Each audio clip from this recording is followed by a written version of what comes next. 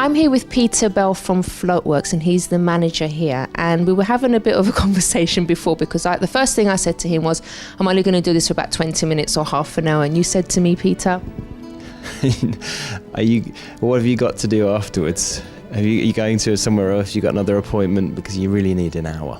You do need to have, you expose your bodies to this environment and your senses to this environment, and it'll have an effect.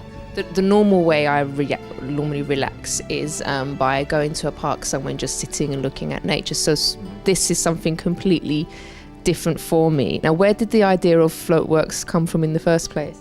So Floatworks, that's the name of the business, and floating is what we do, but the actual flotation therapy, that's something that originated for research done in the 50s in America.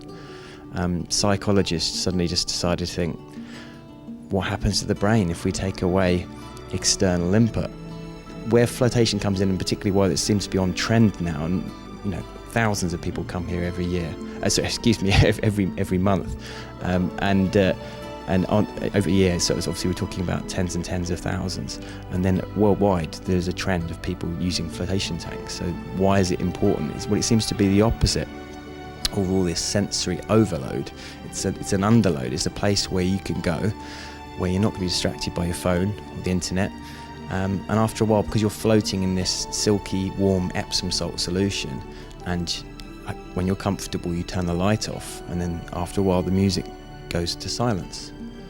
Then you're left in this kind of space that you've never really been with before, where it's just you, and it's just your thoughts, and nothing else will distract you. I'm going to try my best, Peter, because I'm not used to doing nothing for a whole hour, I have to admit, because I'm a person that's sort of running around all over the place, and like you said, always forward thinking of what I'm going to do next.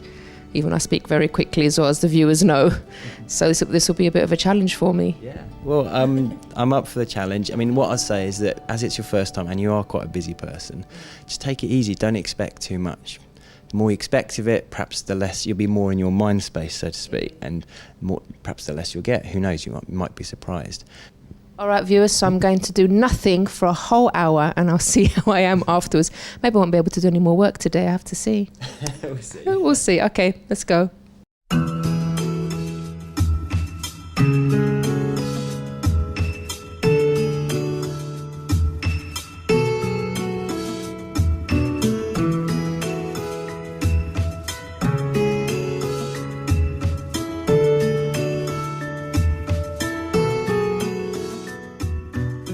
So just to give you an update about my flotation experience, it feels a bit weird at first because you're kind of trying to get used to the water, because there's so much Epsom salt in here that your body just kind of pops up when you start floating, and then you just have to relax into it, and the music's really nice, and then there's a point where the music goes off, and then you're just there with your own thoughts and everything, which was quite nice actually.